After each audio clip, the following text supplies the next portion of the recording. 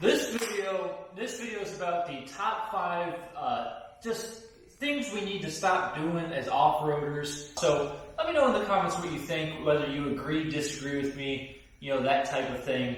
But these are the things that just seem so annoying to me, and I hope maybe they can change. Okay, this is a big one, and I really started picking up on it when I actually sold my Humvee. I don't know if a lot of you know, but my channel, I started my kind of channel, the off-roading portion of it anyway, by off-roading a military Humvee that I bought off of Gov Planet. It was really awesome. I went through a huge process to build it out, get it street legal, all that kind of stuff. It was really, really cool. People really loved the Humvee. They were sad to see it go. I think that was a normal reaction. But I had certain individuals, and it was really probably 1 or 2 people, and they were just unreasonably angry. But I kind of took a step back and tried to think why they were behaving the way they were. For instance, I had this one guy literally marathoning all of my videos and picking out every little thing I said wrong. And then when I sold it, he was saying things like, "Guess you couldn't handle it, you're not tough enough to own a Humvee, good riddance, sweetheart," and like all this weird stuff. He would literally just write like dissertations, saying, how horrible I was. And the main reason is these people, I think, use their vehicle as something to sort of base their whole lives around, almost like a personality trait. I think sometimes when people have a weak personality, they will substitute a thing. And then when you criticize that vehicle in any way, they don't know how to react because it's their core, right? When you criticize someone's core, they get very upset. You should not be so brand loyal for something that a company that gives you 0 money, 0 sponsorship. And you shouldn't be offended if someone criticizes something that's pretty honestly objective about the vehicle you own. Yeah, so the second thing I think we need to stop doing is criticizing people who have nicer rigs than we have because for some reason, driving in a crappier vehicle or a less comfortable vehicle somehow makes you better, right? That's totally not the case. The sole reason I bought that thing behind me, which admittedly is pretty uncomfortable and pretty crappy, is because it was cheap. And it's proving to be more expensive than I would have hoped, putting all the money into it to fix it. But I don't claim to have some badge of honor like I'm some tough guy because, I drive in a vehicle that doesn't have air conditioning or anything. I think most of you need to get real with that and admit that it's a money thing, right? If we had a bunch of money, we could wheel Mercedes 6x6s around and probably have a lot better time and be more happy. Not necessarily, but you get what I'm saying. I think it's absolutely ridiculous when people will go around and, say how driving in a nice new air-conditioned Jeep off-road on the trail makes you some kind of wimp as opposed to, something like that, or let's say a Suzuki Samurai or whatever. Yes, you could argue that the experience is more memorable in something like that, but let people do what they want, The only thing I think we need to clown on is guys who buy Jeeps and put giant wheels on it, and skinny little rubber band tires and underglow and stuff like that. I think that stuff's a little bit silly. But, it's the same thing that goes back to the Humvee. Humvees are very uncomfortable and they're very loud to drive in. And stating that is an objective fact. And oftentimes when I mention that in one of my videos, not complaining, just mentioning that that's a major downside of owning a Humvee, I think a lot of these people got their feelings hurt about it and would say things like, well, they're not for girls, or I guess you want a, fancy BMW instead. And it's like, no, that's not the case. I'm just mentioning that they're very uncomfortable and they're not the best thing for road trips, right? I think it's ridiculous to think that riding around in an uncomfortable, bumpy, loud vehicle somehow makes you more of a man than the guy who forked out a little bit more cash and got something a little more luxurious, right? It's all just what you want in life.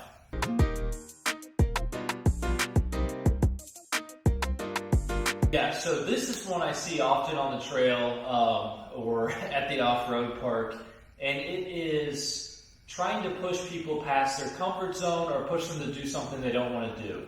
Now, I know it's easy to get caught up in the moment and, get excited, and maybe you don't even realize you're doing this. But a lot of times people have these nice new rigs, they don't want to tear them up, or maybe they're not even nice and new, but they're nice to the owner, right?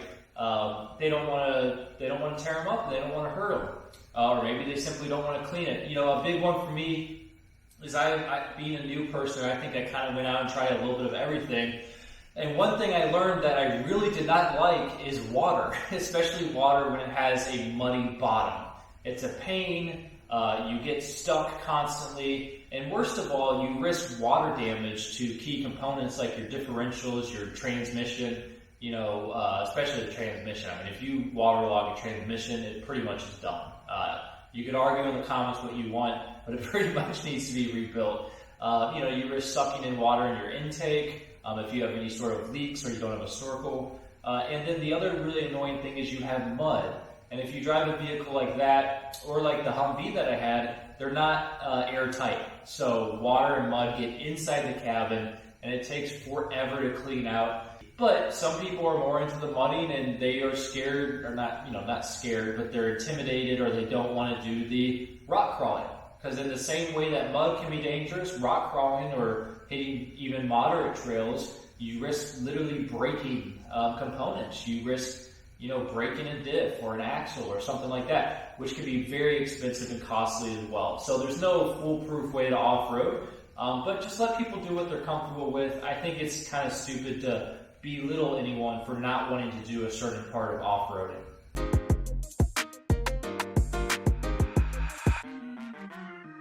So here's fourth and foremost, and this one might be a little bit controversial because people can do what they want, but I see this all the time, and it is spending exorbitant amounts of money on a very capable trail rig that's completely unnecessary. Now, I'm not saying that I look down upon you for doing something like this. I just don't think it's a very good use of your hard-earned cash, right? You can do so much more than you think on a very stock rig. The first time I went wheeling not wheeling, but overlanding, like a long trip, which is in one of my other videos, was with a few buddies, and one of the guys was in basically a stock 4Runner, not lifted or anything. I think maybe it had some better tires on it. And another one of the guys was in basically a stock Silverado. I think it had a slight body lift, and that was it. And they made it through everything that my Humvee did. Of course, they had a little bit more struggle, and unfortunately the Silverado actually got a bit of damage. But we were hitting some, I think, pretty gnarly trails for the average overlander or even off-roader at some points. And these stock rigs were doing phenomenal. All I'm saying is, you don't always have to bring a freaking ballistic missile to a knife fight. If you're going to be doing the crazy stuff, by all means, go crazy. Otherwise, don't feel like you got to just, take out a second mortgage to finance your off-road rig.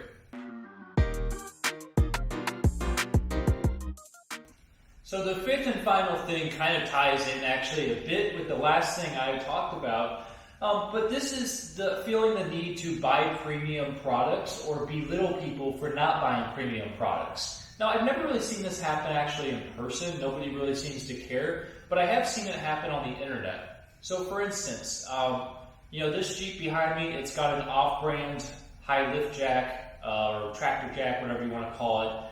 It's got a very generic winch. I think it may have come off of wish.com. It's basically nothing on this Jeep is a premium brand type thing. I've just got a Smitty built tire inflator or air compressor or whatever you want to call it. The bottom line is all of it still works for what I need it to do. I don't plan on winching up extreme angles and hanging my Jeep off a cliff or anything like that. I think the cheap stuff in general, from my experience anyway, works just fine. You don't necessarily need to spend a bunch of money on a really expensive winch or you know, really expensive armor and stuff like that. And I don't think you should think any less of anyone for doing so.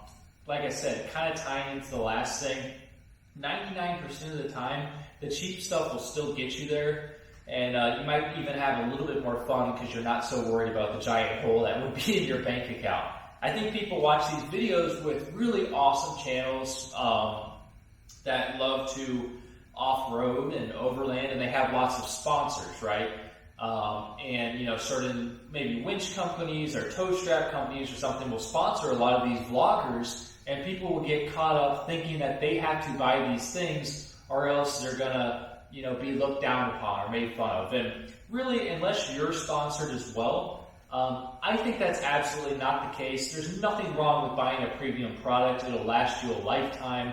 You know, you'll probably never have any issues with it, and you can have the pride of owning something nice, sure. But there's also nothing wrong with buying a cheap product and kind of hoping for the best, like a winch, for example, because you only use your winch once a year anyway, right? The other times you can just have your buddies pull you out or whatever it may be. So that's my final point. I hope you guys enjoyed the video. I just wanted to make something small. Let me know in the comments what you think about the points I made, but more importantly, how about you list things that you think we need to stop doing, and basically they'll get organized by likes, and maybe I'll make another video in the future with the top commented things we have to stop doing as off-roaders. Alright, hope you guys enjoyed it. I will see you in the next one. Thank you so much for the support. Adios.